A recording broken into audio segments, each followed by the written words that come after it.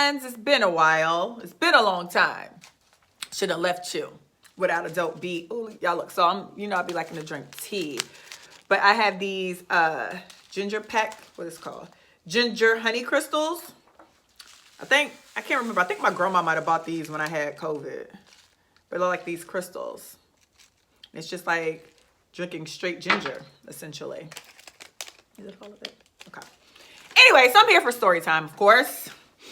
A young college Ebony. So back, I think this might have been like 2005, 2006. Hold on.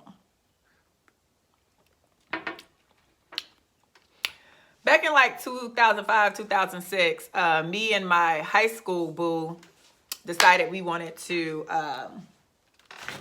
give it a second whirl. You know what I mean?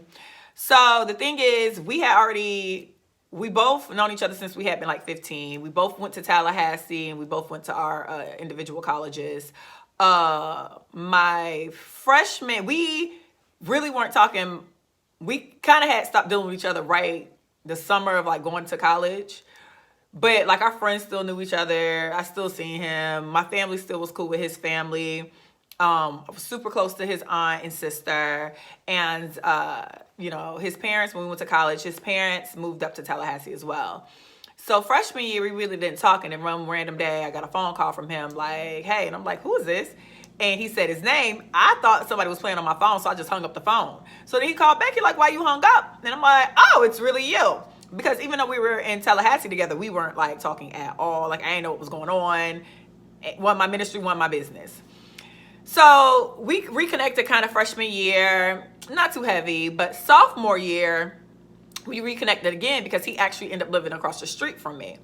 So me and him were kind of like filling each other out, kicking it again, we chilling. We don't go together, but we're chilling and we still hanging out with everybody who knew us from high school. So you put us two in the same room, people already just go back to flashbacks like they together. So one night we go to this club called Floyd's and it's me, him, like three of his friends from his high school. My best friend at the time, she knew him since she had been in like elementary school. And then like some of our friends that we had met while we were in college. So it's like a gang of like 8 or 9 of us. We in Floyd's and there we all are like on this side wall watching the crowd, watching the club. So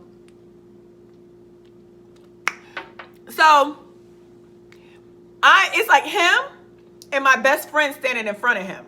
And he was 6'6". My best friend was 4'11".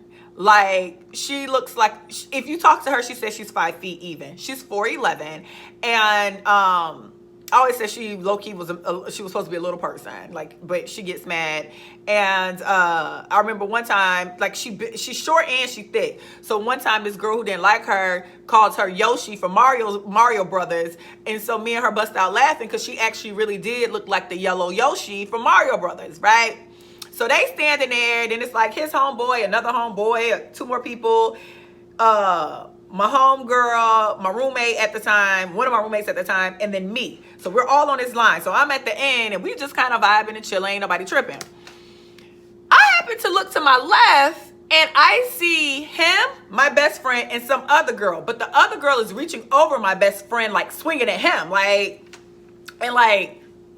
doing all this. And I'm like, I don't know this girl. So I'm still kind of looking because I'm confused about what the fuck is going on. So my best friend says something to the girl.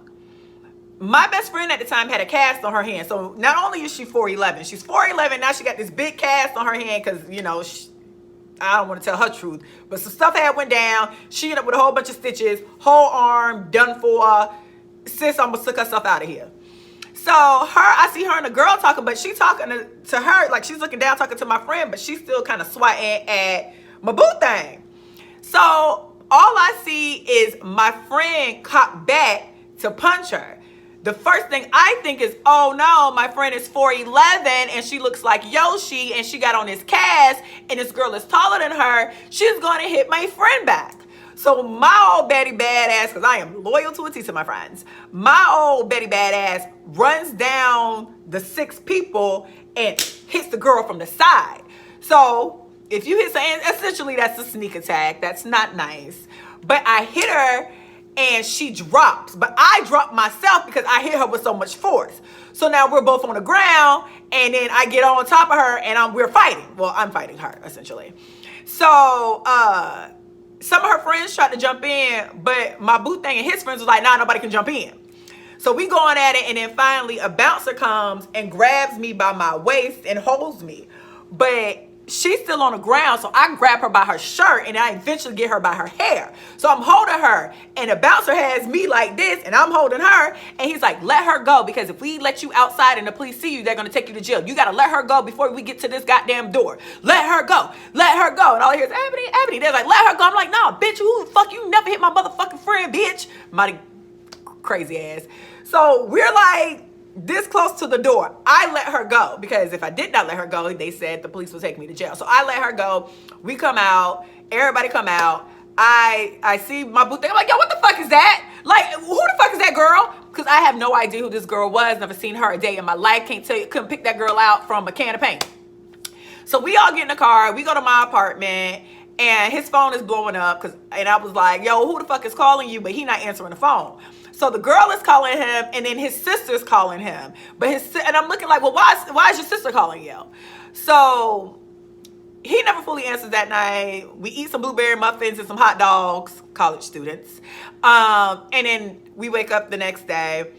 My mom calls me and was like, his mother called me. What the hell happened last night?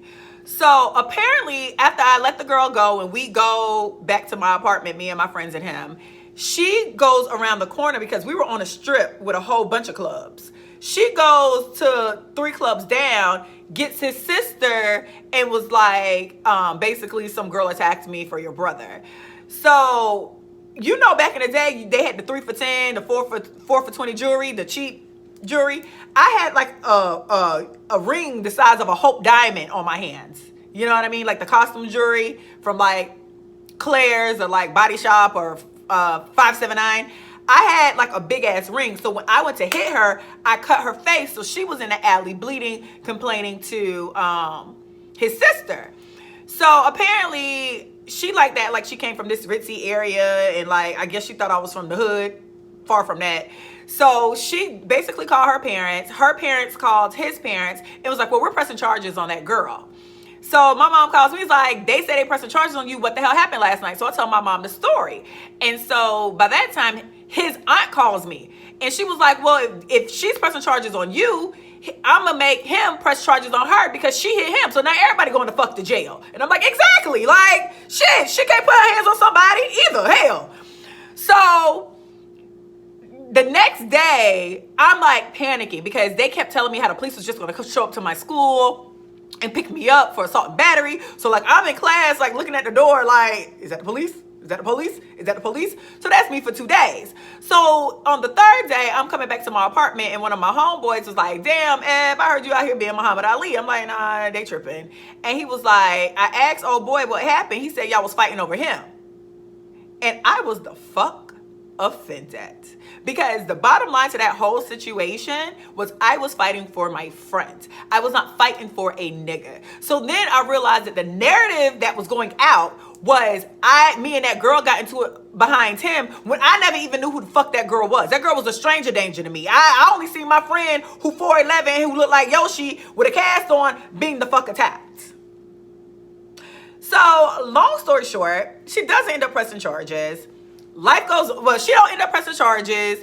Me and him end up still talking, but we end up not, it ended up not lasting. He got back with some other girl. Then he ended up getting back with her.